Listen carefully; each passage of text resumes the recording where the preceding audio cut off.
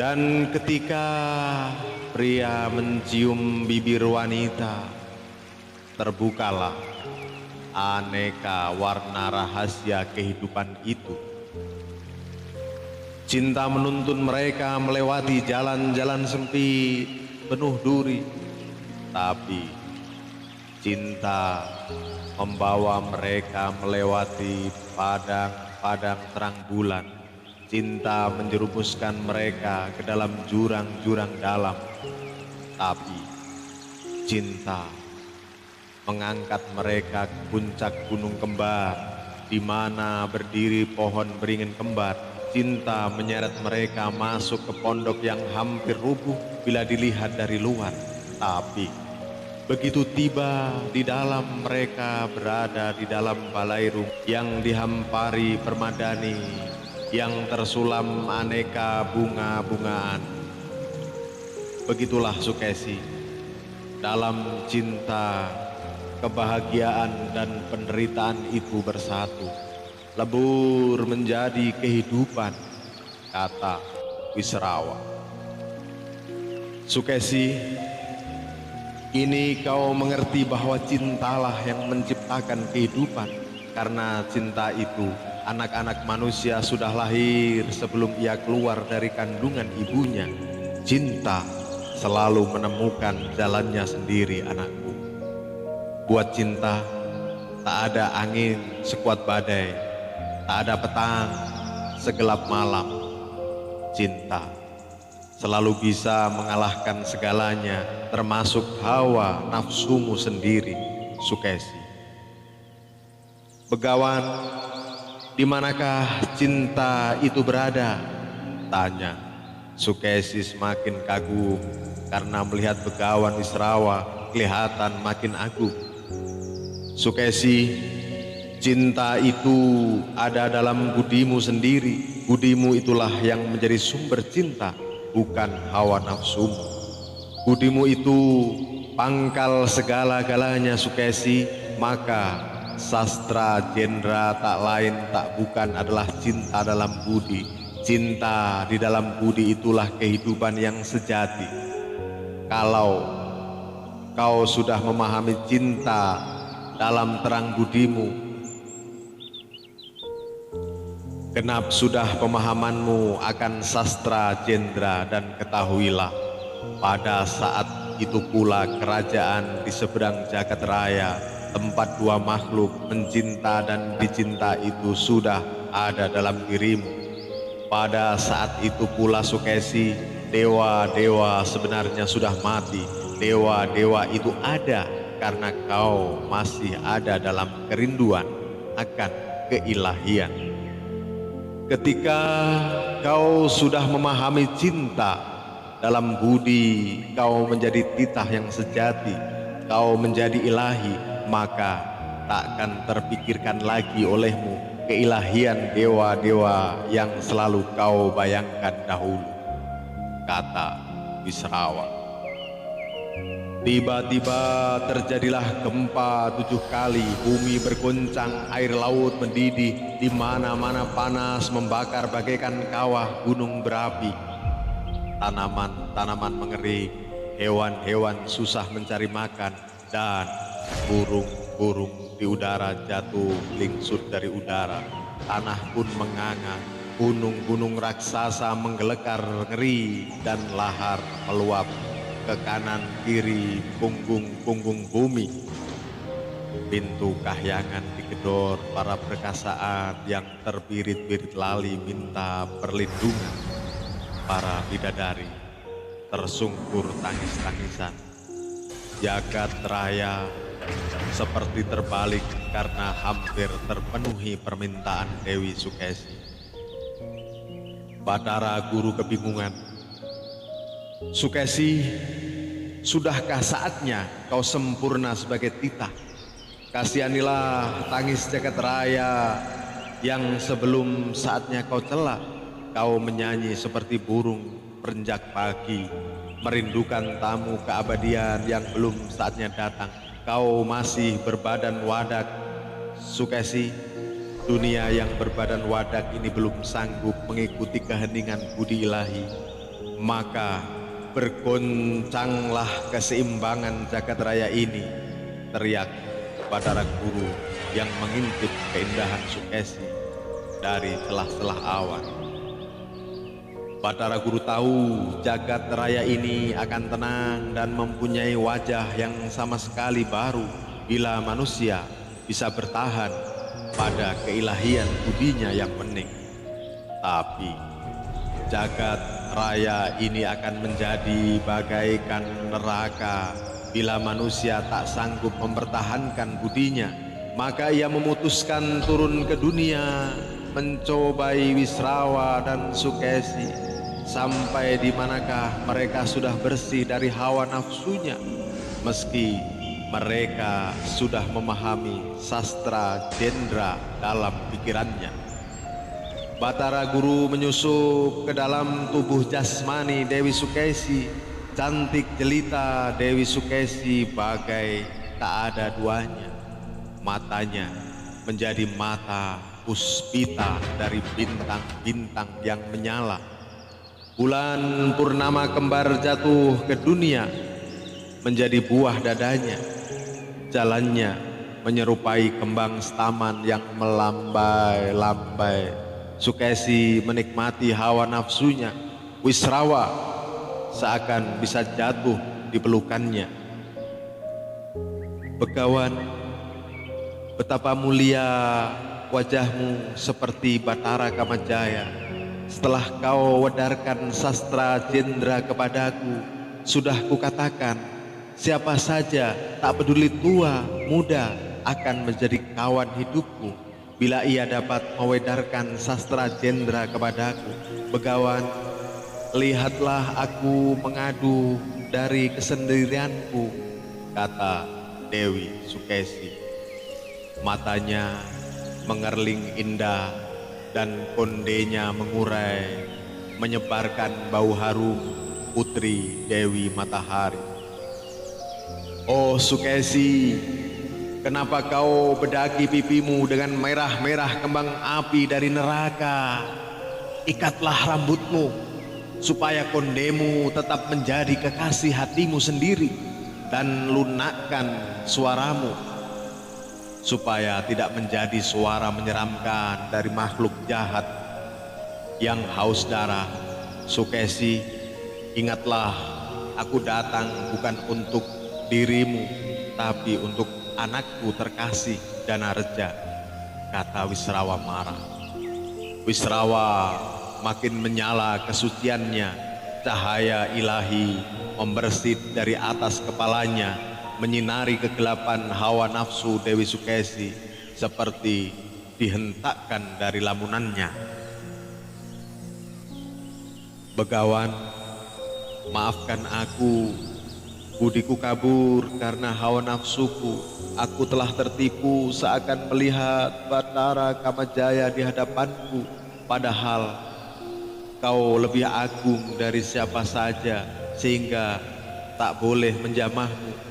Aku tahu, Begawan, sastra Jendra bukan sekedar pengetahuan, tapi kehidupan. Ia bukan dimengerti, tapi untuk dihayati. Maafkan aku, Begawan yang suci, kata Dewi Sukesi. Air matanya berlinang penuh penyesalan.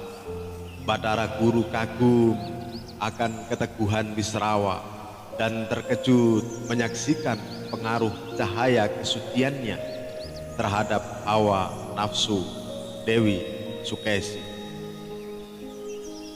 Kini ia menyusup ke badan jasmani Begawan Wisrawa untuk mencobai kekuatan budi Sukesi. Wisrawa bagai mandi di lautan darah, telapak kakinya menjadi belati-belati kaki kuda yang larinya menutupi bumi. Dengan lentera hitam, ia hendak meraba sukma Dewi Sukesi yang gemerlapan bagai intan berpendar. Gemetar hawa nafsunya hendak memeluk Dewi Sukesi. Sukesi, anakku Danareja sudah mati karena belati-belati kaki kudaku. Roh-roh halus lari seperti kukus-kukus tak berapi, takut pada lentera hitam yang kubawa. Sukesi, biarlah mereka menangis dalam kesedihannya. Marilah kita menghiasi bumi ini dengan percikan darahmu ketika kau merintih pada malam pertama kau bersamaku.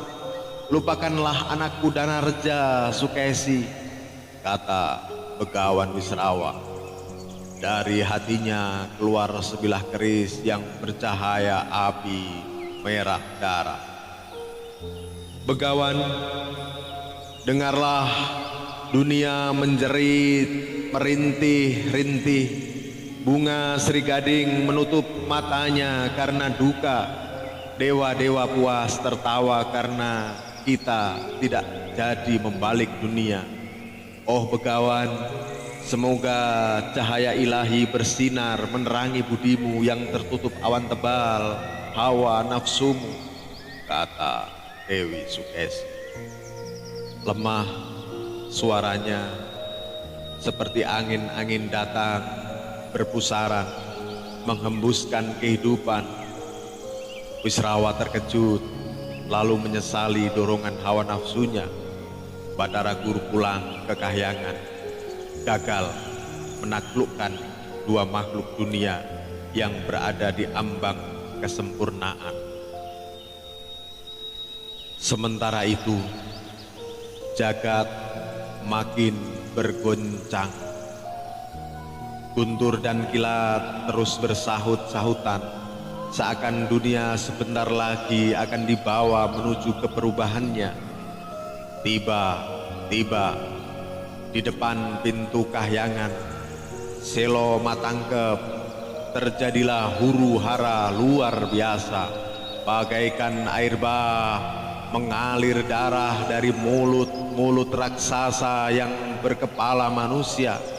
Selo Matangkep bergetar, daun pintunya dihajar banjir darah itu sampai terhentak kedua penjaganya, Cingkarabala dan Balaupata. Warudoyong bermatakan Singabarong dan Pocong bergendongan dengan Jerangkong, berenang-renang dalam air bah darah itu. Banaspati menyemburkan kawah-kawah gunung berapi di atasnya, dan Balangatandan mengapungkan bumi, ingin dihantamkan ke pintu kahyangan. Di belakang para makhluk jahat itu menangis sedih berjuta-juta manusia yang masih ingin tidur dalam dosa-dosanya. Hai Raja para dewa, keluarlah dan dengarkanlah kami, seru suara-suara kasar bersama air bah darah. Batara Guru berdiri di sela-sela Selo Matangkep. Bergetar juga hatinya melihat bala tentara kejahatan itu.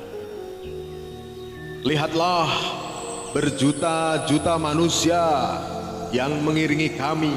Mereka ini belum lelah dengan dosa-dosanya. Pandanglah tangis mereka. Kami ingin mereka tetap menangis karena memang demikian kehendak mereka. Jangan sampai tangis mereka diubah menjadi kebahagiaan, kesucian Wisrawa dan Sukesi yang kini sudah berada di ambang sastra jendra. Maka, hai Raja para dewa, jangan kau mengira mereka telah berhasil memasuki alam ilahimu. Mereka masih milik kami. Percobaanmu terhadap mereka belum lengkap. Manusia itu adalah laki-laki dan wanita. Manusia belum menjadi ilahi.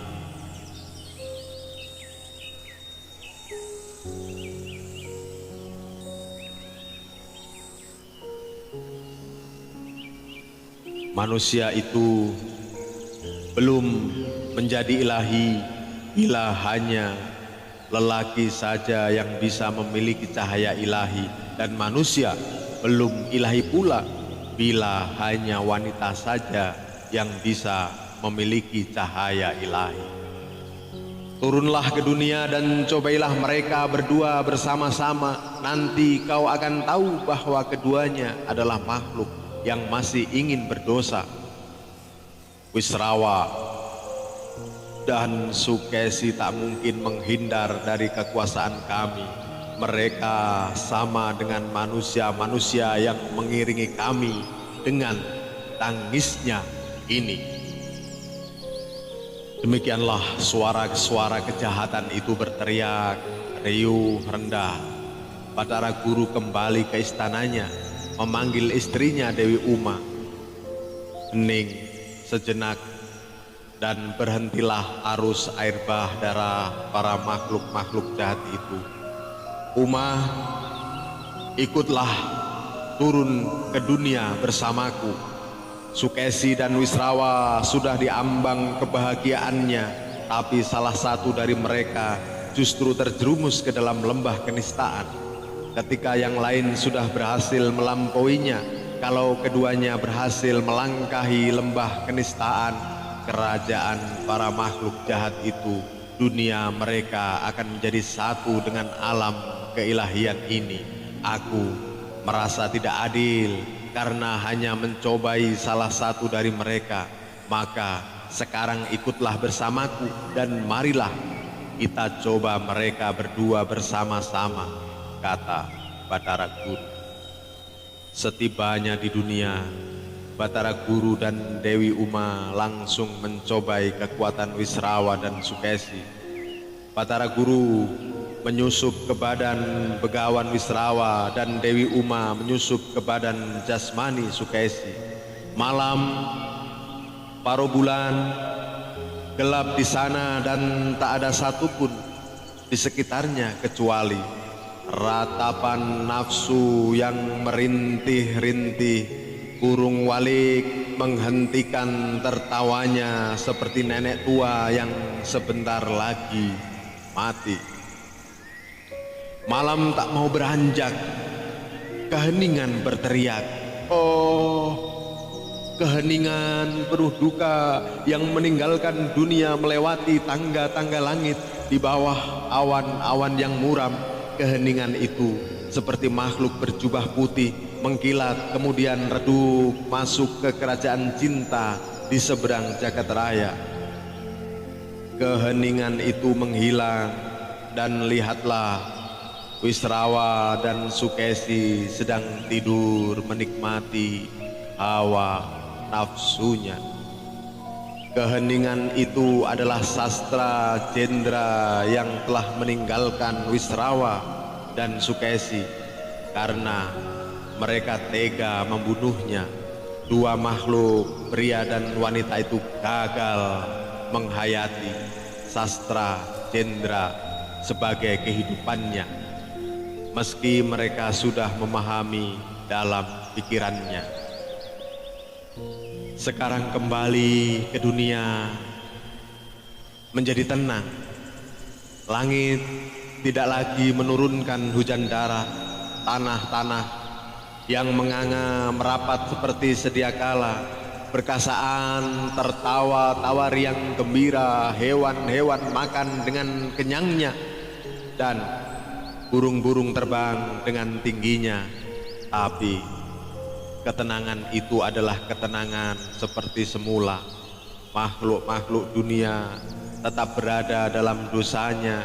Jagat raya tidak jadi dibawa menuju ke perubahannya karena dua makhluk dunia gagal menghayati inti dan hakikat kehidupannya, dan sastra Jendra menjadi semata-mata impian mereka yang masih diselubungi hawa nafsunya.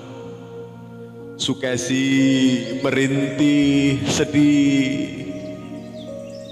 Kemuliaannya telah menjadi kesengsaraan. Rambutnya tergerai di atas pelataran kembang kenanga. Kemana-mana gerakannya setelah dijamah oleh tangan Wisrawa yang kotor dengan hawa nafsunya. Sementara Wisrawa kelihatan seperti pendeta tua yang hidupnya terkutuk oleh para dewa karena tiada menyanyikan dharma di atas api kuburannya. Sukesi, nasib apa yang telah menimpa kita? Lihat busanamu merah karena terpecik darah. Darah itu adalah dosa jagat raya. Kau telah mengandung, Sukesi.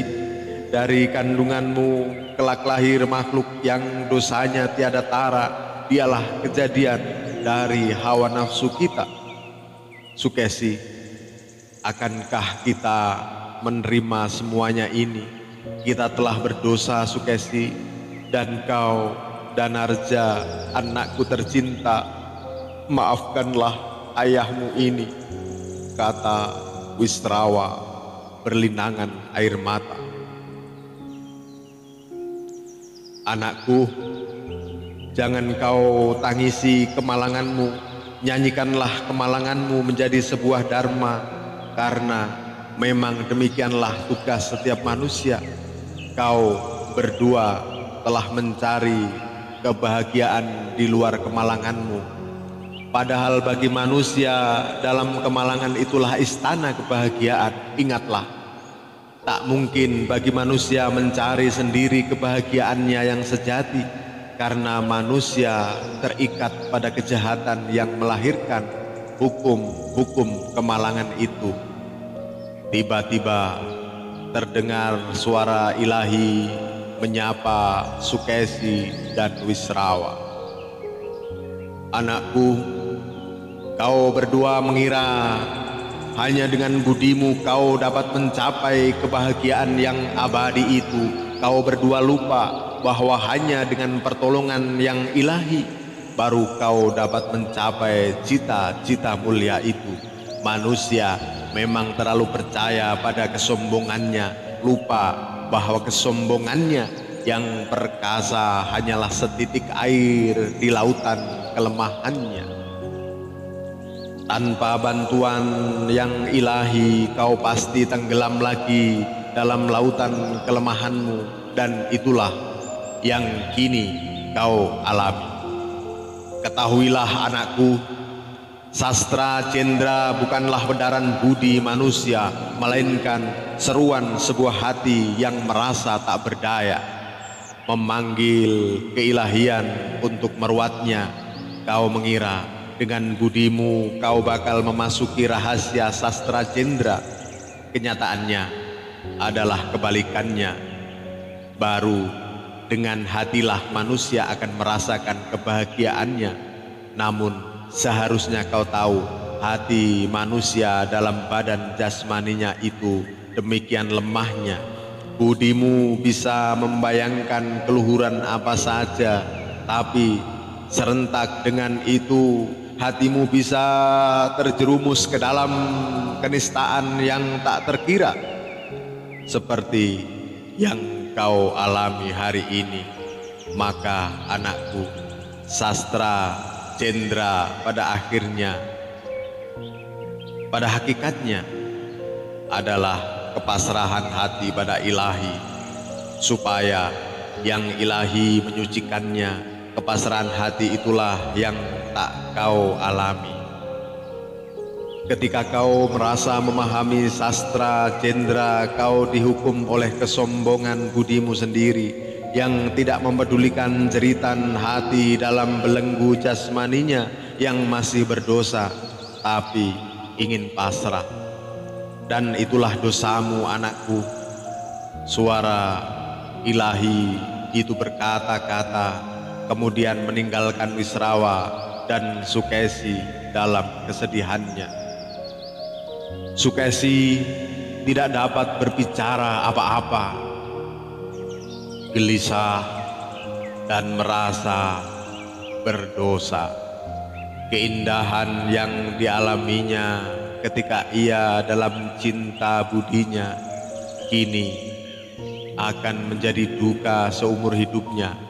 Ia langsung memeluk Wisrawa, menangis sepuas-puasnya, malam menangis panjang, dan makhluk ini berjalan dalam kegelapan.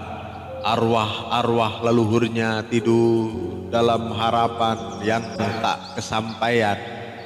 Di kejauhan menanti Prabu Sumali dalam keresahan.